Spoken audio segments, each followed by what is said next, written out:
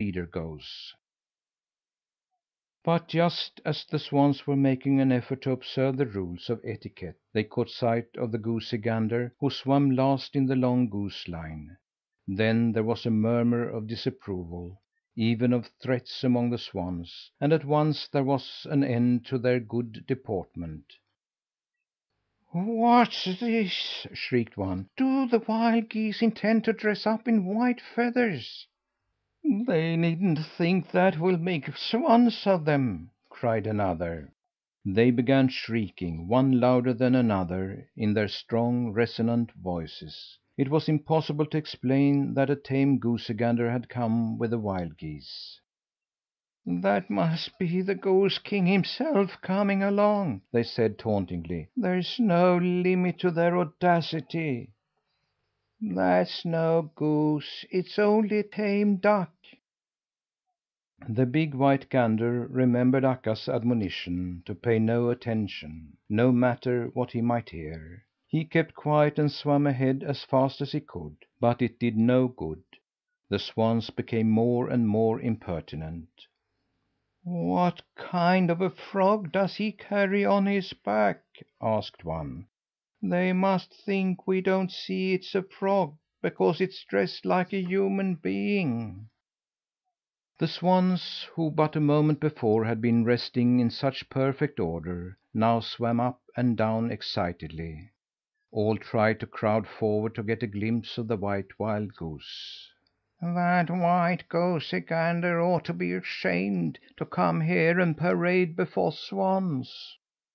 "He's probably as gray as the rest of them. He has only been in a flour barrel at some farmhouse." Akka had just come up to Daylight and was about to ask him what kind of help he wanted of her, when the swan king noticed the uproar among the swans. "What do I see? Haven't I taught you to be polite to strangers?" he said with a frown. Snow White, the swan queen, swam out to restore order among her subjects, and again Daylight turned to Akka. Presently Snow White came back, appearing greatly agitated. "Can't you keep them quiet?" shouted Daylight. "There's a white wild goose over there," answered Snow White. "Is it not shameful? I don't wonder they are furious." "A white wild goose?" scoffed Daylight. "That's too ridiculous! There can't be such a thing. You must be mistaken." The crowds around Morten Goosey Gander grew larger and larger. Akka and the other wild geese tried to swim over to him, but were jostled hither and thither and could not get to him. The old swan king, who was the strongest among them, swam off quickly, pushed all the others aside, and made his way over to the big white gander. But when he saw that there really was a white goose on the water, he was just as indignant as the rest. He hissed with rage, flew straight at Morten Goosey Gander, and tore out a few feathers. "I'll teach you a lesson, wild goose!" he shrieked, "so that you'll not come again to the swans togged out in this way." "Fly, Morten Goosey Gander, fly, fly!" cried Akka, for she knew that otherwise the swans would pull out every feather the goosey gander had. "Fly, fly!" screamed Thumbietot too. But the goosey gander was so hedged in by the swans that he had not room enough to spread his wings. All around him the swans stretched their long necks, opened their strong bills, and plucked his feathers. Morten Goosey Gander defended himself as best he could, by striking and biting. The wild geese also began to fight the swans.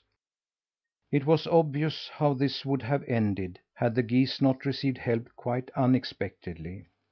A red tail noticed that they were being roughly treated by the swans. Instantly he cried out the shrill call that little birds use when they need help to drive off a hawk or a falcon.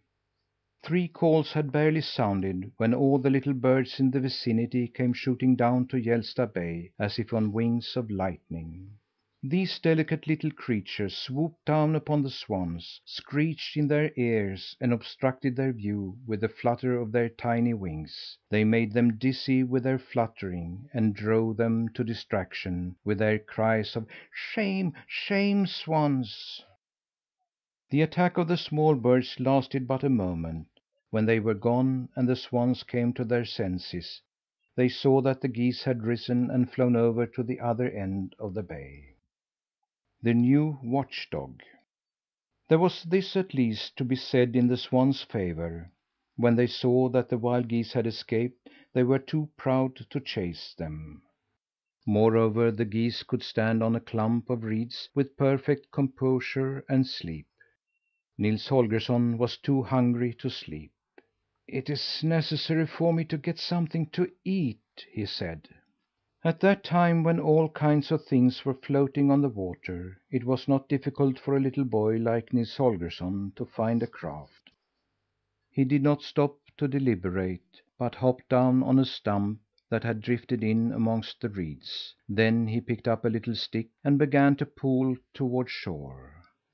Just as he was landing, he heard a splash in the water. He stopped short. First he saw a lady swan asleep in her big nest quite close to him. Then he noticed that a fox had taken a few steps into the water and was sneaking up to the swan's nest. "Hi, hi, hi! Get up! Get up!" cried the boy, beating the water with his stick. The lady swan rose, but not so quickly but that the fox could have pounced upon her, had he cared to. However, he refrained, and instead hurried straight toward the boy. Thumbietot saw the fox coming and ran for his life. Wide stretches of meadowland spread before him. He saw no tree that he could climb, no hole where he might hide. He just had to keep running. The boy was a good runner, but it stands to reason that he could not race with the fox.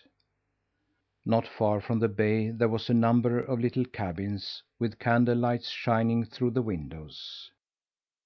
Naturally the boy ran in that direction, but he realized that long before he could reach the nearest cabin, the fox would catch up to him.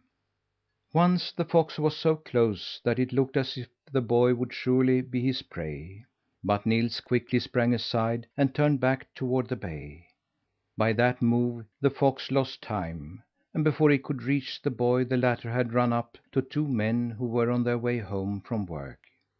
The men were tired and sleepy. They had noticed neither boy nor fox, although both had been running right in front of them. Nor did the boy ask help of the men. He was content to walk close beside them. "Surely the fox won't venture to come up to the men," he thought. But presently the fox came pattering along. He probably counted on the men taking him for a dog, for he went straight up to them. "Whose dog can that be sneaking around here?" queried one. "He looks as though he were ready to bite." The other paused and glanced back. "Go along with you!" he said, and gave the fox a kick that sent it to the opposite side of the road. "What are you doing here?" After that the fox kept at a safe distance, but followed all the while. Presently the men reached a cabin and entered it. The boy intended to go in with them, but when he got to the stoop, he saw a big, shaggy watch dog rush out from his kennel to greet his master. Suddenly the boy changed his mind and remained out in the open. "Listen, watch dog!" whispered the boy as soon as the men had shut the door. "I wonder if you would like to help me catch a fox to night?" The dog had poor eyesight and had become irritable and cranky from being chained. "What! I catch a fox?" he barked angrily. "Who are you that makes fun of me? You just come within my reach and I'll teach you not to fool with me." "You needn't think that I am afraid to come near you," said the boy, running up to the dog. When the dog saw him he was so astonished that he could not speak. "I'm the one they call Thumbietot, who travels with the wild geese," said the boy, introducing himself. Haven't you heard of me?" "I believe the sparrows have twittered a little about you," the dog returned. "They say that you have done wonderful things for one of your size." "I've been rather lucky up to the present.